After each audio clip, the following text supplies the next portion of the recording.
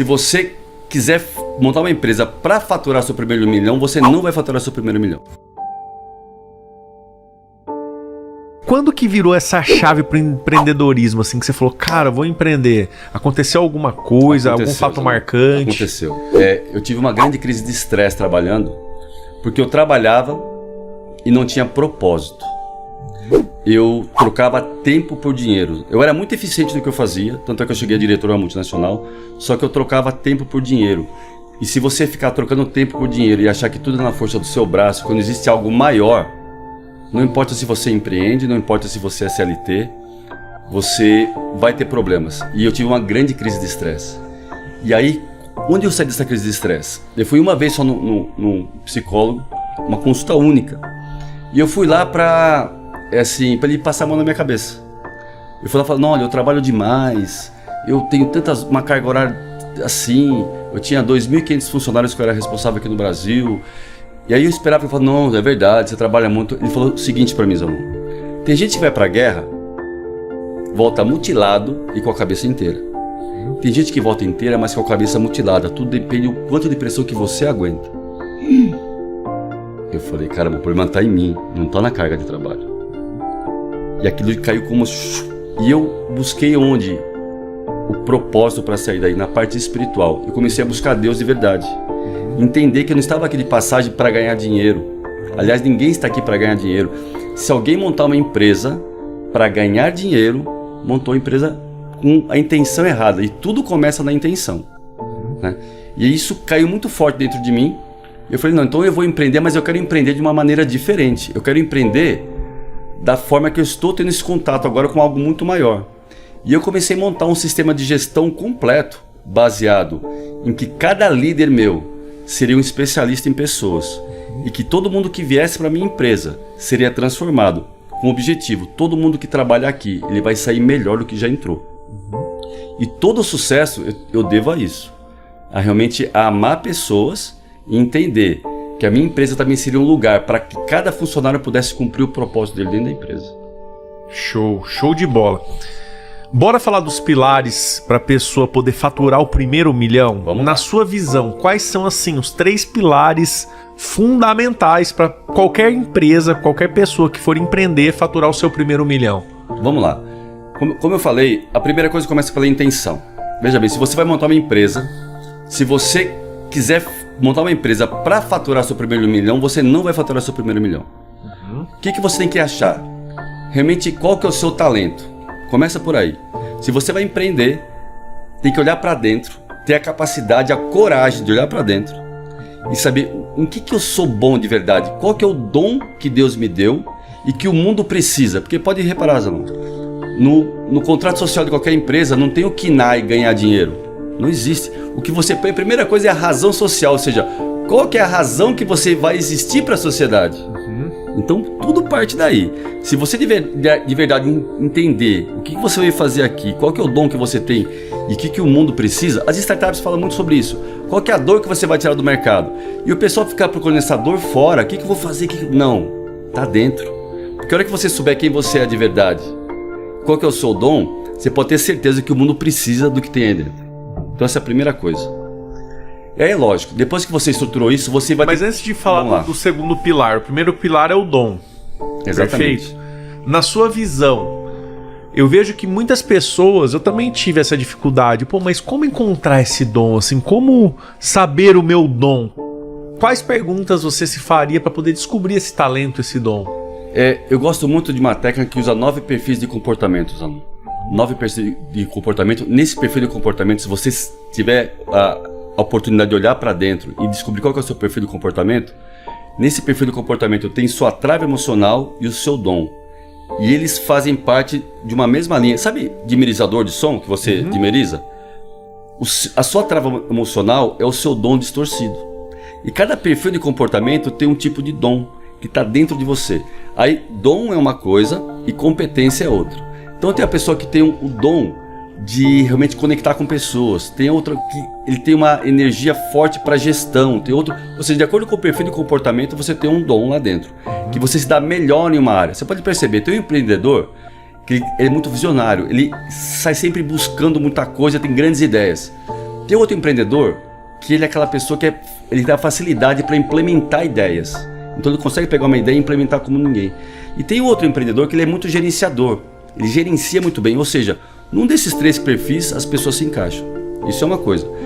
Agora, lógico que tem que ter a competência. Porque você vai ter que ser especialista em alguma coisa. Veja bem, Deus nos fez como um grande corpo. E a economia se movimenta com especialistas. Por exemplo, você é um grande especialista em franquias. Se eu quero fazer minha empresa escalar, eu vou vir até você, porque você tem uma grande especialidade. Além de um dom que você tem uma grande especialidade. Eu posso ter outra especialidade, por exemplo, em logística. E você precisa do que eu tenho.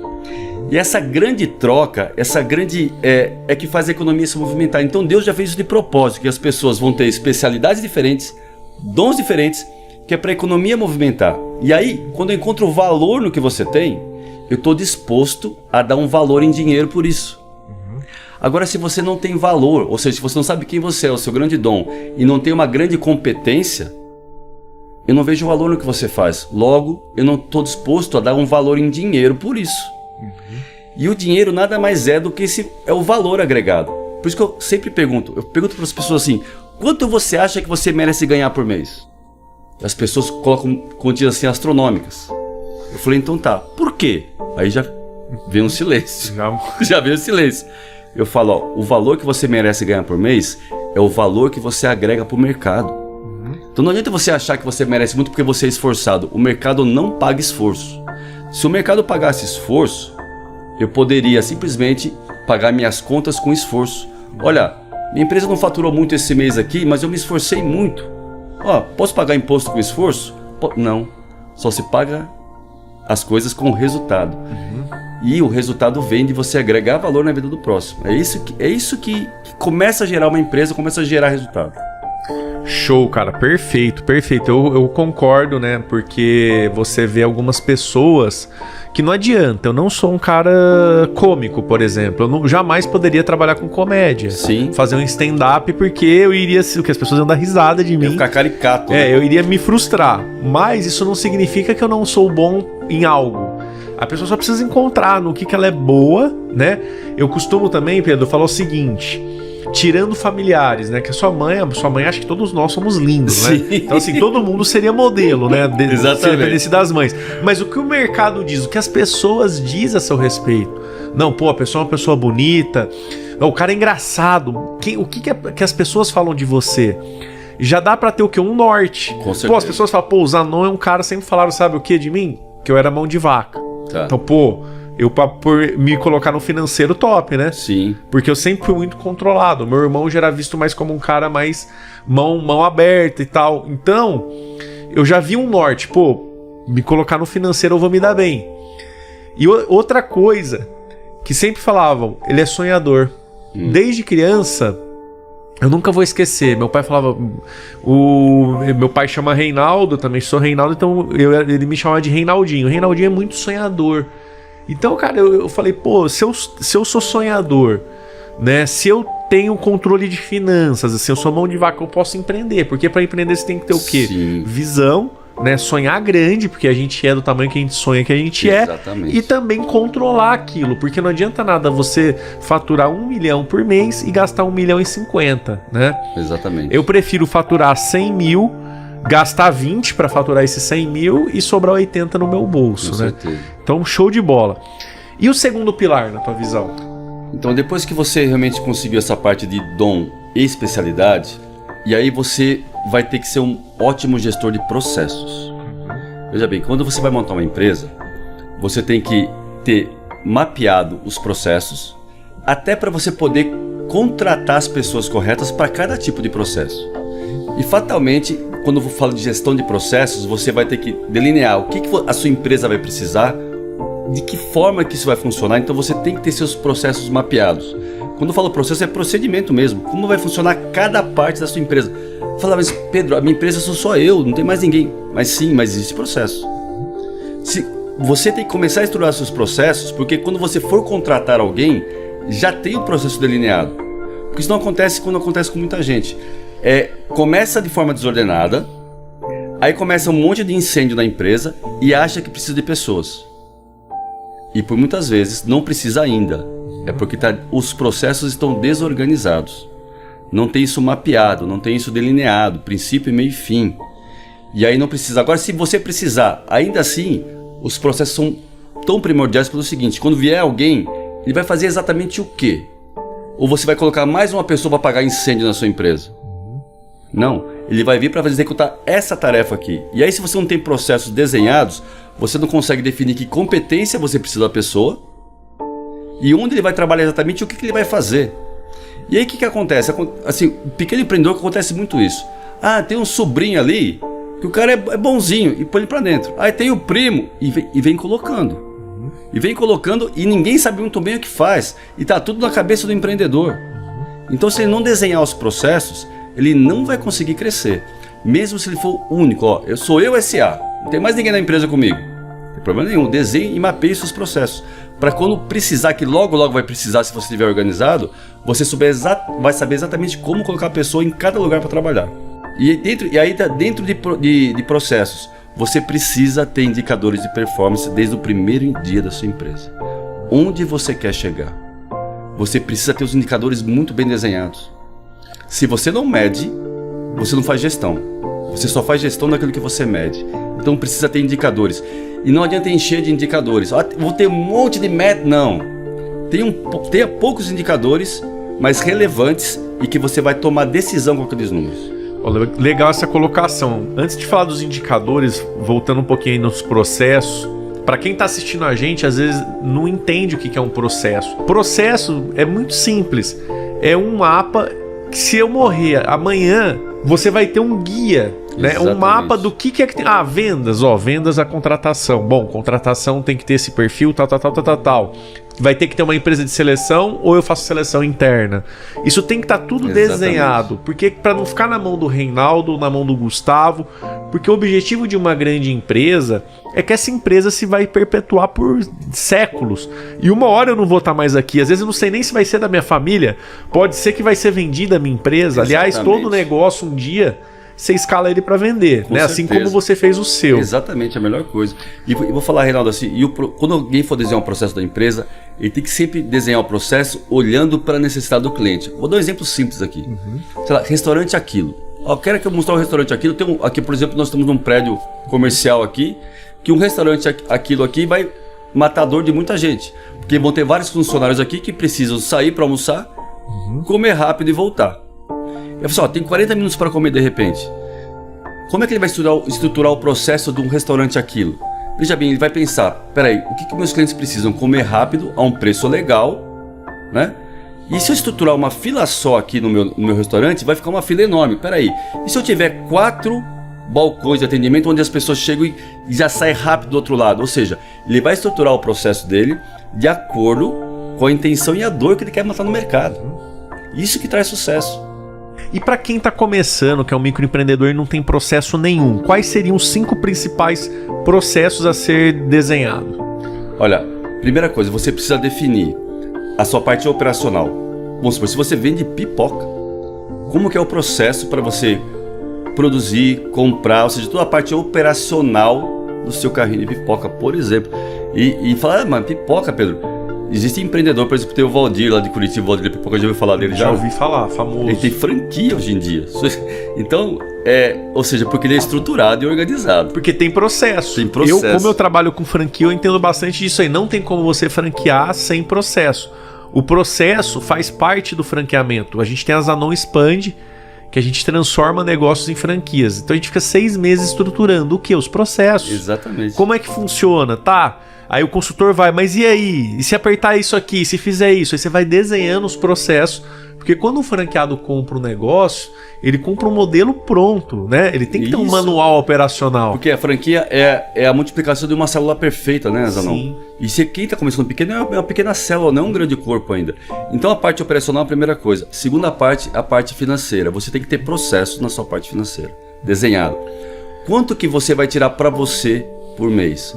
Quanto que é separado para cada área de custo da sua pequena empresa?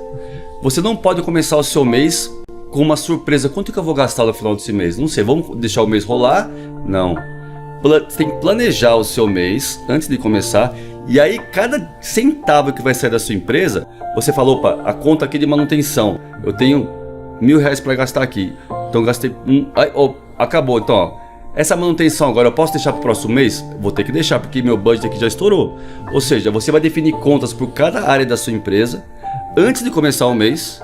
E aí, no decorrer do mês, você vai fazer a gestão financeira da sua... E é simples. É você planejar o mês antes de começar. Eu planejo, assim, as metas do ano, tá? E eu planejo 3 meses para frente no máximo hoje em dia. Porque muda muito. Então, um pequeno empreendedor, vou falar, se todo pequeno empreendedor planejasse um mês, seria maravilhoso, porque a maioria não consegue planejar nenhum mês. Com certeza. E falando de planejamento, vamos falar um pouquinho dos indicadores. Eu costumo dizer o seguinte, o indicador, ele é igual um Boeing. Um Boeing é um avião bom? Excelente. Voa rápido? Voa rápido. É pressurizado? Sobe a 40 mil pés? Sobe a 40 mil pés. Mas o que chama atenção na aviação, que até as crianças ficam encantadas, é a cabine de comando. Você chega lá, é tudo lindo, maravilhoso, cheio de botãozinho daqui, dali. Cara, quem não entende fala, meu, como que o cara consegue? Mas cada botão daquele é um indicador. Por exemplo, tem botão que vai medir a temperatura do motor, se o motor está funcionando tudo certinho. Tem um outro que vai o quê? Mostrar se tem tráfego perto, se você corre risco de colidir ou não. Tem um que mostra a altitude, a velocidade, ou seja, tudo detalhado. Por um Boeing voar alto e rápido, ele tem que ter vários indicadores. Sim. Assim como o seu negócio. Se você quer voar rápido e alto, você precisa ter vários indicadores. Sim. Que é como você falou. Não tem como medir algo se eu não tenho como mensurar. Exatamente. E assim, eu indico 4 classes de indicadores. Um é indicador de cliente, ou seja, você medir como é que está a satisfação do seu cliente. Aí você vai ter um indicador financeiro, um indicador de processo e um indicador de pessoas. Ou seja, o engajamento da sua equipe. Se você tiver 4 indicadores para começar, já está ótimo. Não precisa mais do que isso.